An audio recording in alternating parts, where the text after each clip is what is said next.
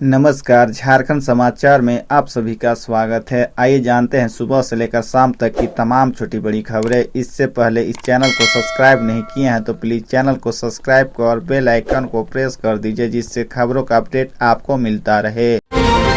CM Hemant Soren ने inter के छात्रों को दी बड़ी राहत, अब कॉलेजों में कर सकेंगे पढ़ाई। झारखंड में इंटर का स्टूडेंट एडमिशन के लिए परेशान हो रहे हैं, तो अब हेमंत सरकार बड़ी राहत दी है। अब इन छात्रों को एडमिशन और पढ़ाई के लिए मारामारी नहीं करनी होगी। मुख्यमंत्री हेमंत सोरेन के निर्देश पर स्कूली शिक्षा एवं साक्षरता विभाग ने राज्य के अंगीभूत महाविद्यालय और डिग्री संबंध महाविद्यालयों में 17-2023-25 में इंटरमीडिएट की पढ़ाई जारी रखने का निर्णय लिया है। स्कूली शिक्षा एवं साक्षरता विभाग के सचिव की अध्यक्षता में झारखंड एकेडमिक काउंसिल जेक के अध्यक्ष और सचिव की हुई बैठक में निर्देश दिया गया है कि अगर किसी जिला या क्षेत्र में माध्यमिक परीक्षा 2023 में उत्तीर्ण छात्र छात्राओं को इंटरमीडिएट कक्षा में नामांकन लेने में कठिनाई हो तो पूर्व के वर्षों की भांति अंगीभूत एवं डिग्री संबंध कॉलेजों में नामांकन ले सकते हैं।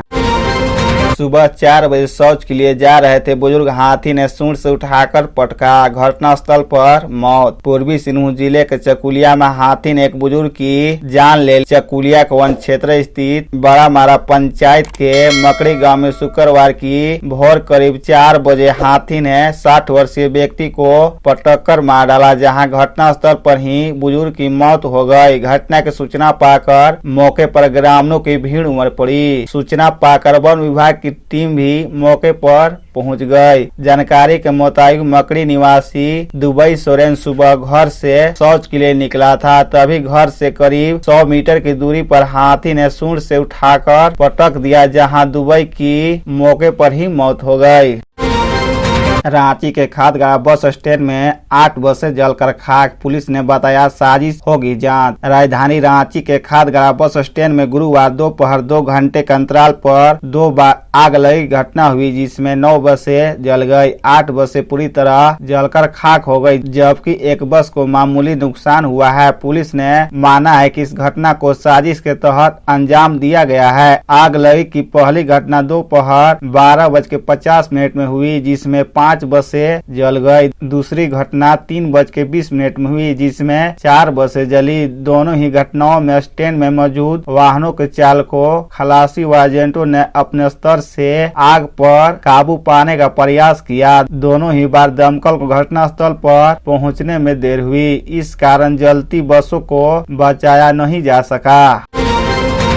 जेएसएससी के इन पदों पर ऑनलाइन आवेदन की प्रक्रिया शुरू, 29 जुलाई है लास्ट डेट। झारखंड नगर पालिका सेवा संवर्ग के 923 विभिन्न आरक्षित पदों पर नियुक्ति के लिए ऑनलाइन आवेदन जमा होना शुरू हो गया है। इच्छुक अभ्यर्थी 27 जुलाई तक ऑनलाइन आवेदन पत्र दे सकेंगे। बता दें कि इससे पहले जेएसएससी ने ऑनलाइन आवेदन की तारीख 20 जून से रखी थी, लेकिन अपरिहार्य कारणों से आवेदन जमा लेने की तारीख का संशोधन कर दिया गया। इसके बाद आज से इसकी प्रक्रिया शुरू हो गई है। कर्मचारी चयन आयोग ने ऑनलाइन अप्लाई के लिए लिंक जारी कर दिया है। 29 जुलाई की मध्य रात्रि तक परीक्षा शुल्क का भुगतान होगा। फोटो व हस्ताक्षर अपलोड 31 जुलाई की मध्य रात्रि तक होगा, तो वही 2 से 4 अगस्त की मध्य रात्रि तक आवेदन पत्र में संशोधन कर सकते हैं।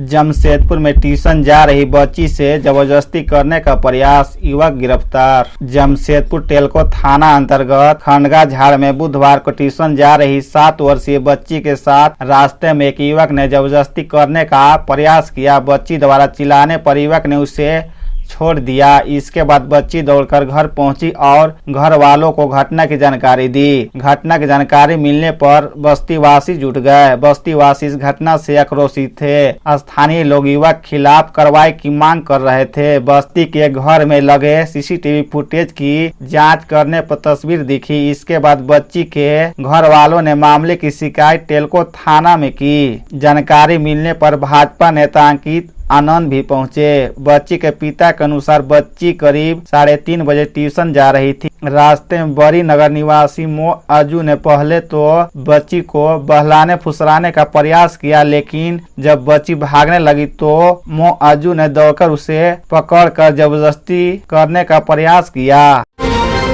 पूर्वी सिंहभूम में आज से 2 महीने तक पुलिस जवान और अधिकारी करेंगे डबल ड्यूटी। पूर्वी सिंहभूम में अगले 2 माह तक विधि व्यवस्था कायम रखना पुलिस के लिए बड़ी चुनौती होगी। 30 जून शुक्रवार शाम से 8 इंस्पेक्टर, 80 सब इंस्पेक्टर और 550 जवानों की ड्यूटी देवघर श्रावणी मेले में लगी है। सिटी और ग्रामीण एसपी को 15-15 दिनों तक रोटेशन वार्ड देवघर में प्रतिनियुक्ति किया गया है। वही डीएसपी हेड क्वार्टर 2 यातायात कमलेश किशोर शुक्रवार को सेवानिवृत्त हो जाएंगे। वह 2 डीएसपी का पदभार संभाल रहे थे। सिटी डीएसपी का पद पहले से रिक्त है, ऐसे में डीएसपी के 3 पद रिक्त हो जाएंगे।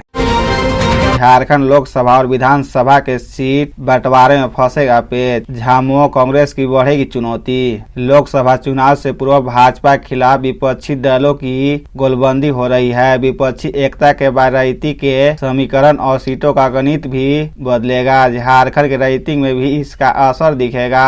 प्रदेश में फिलहाल यूपी में झामुमो कांग्रेस और राजद का गठजोड़ है। आने वाले समय विपक्षी एकता का दायरा बढ़ता है तो यहाँ भी सीटों के बंटवारे में पेच फंसेगा। इस नए गठबंधन में राजद और जदयू अपनी हिस्सेदारी बढ़ाने की कोशिश करेंगे। वही वाम दल भी एक कोण इस गठबंधन में बनाने का प्रयास करेंगे। लोकसभा चुनाव में यूपी ने किसी तरह रास्ता निकाल भी लिया तो विधानसभा में किचकिच बढ़ सकता है। पिछले लोकसभा चुनाव में कांग्रेस की हिस्सेदारी ज्यादा थी, वही विधानसभा चुनाव में झामुमो ने लीड किया था।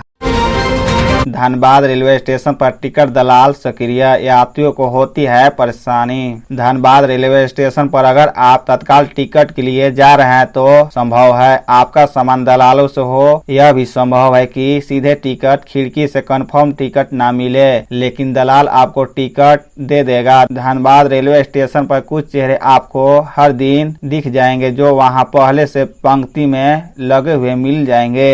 ये दलाल टिकट काउंटर पर कब्जा कर लेते हैं और ऊंची कीमतों पर टिकट बेचने जैसे अवैध गतिविधियों में संलग्न रहते हैं। यह न केवल आरक्षण प्रक्रिया के सुचारू कामकाज को बाधित करता है, बल्कि उन लोगों के लिए अनुचित अवसर पैदा करता है जो अतिरिक्त भुगतान करने को तैयार है।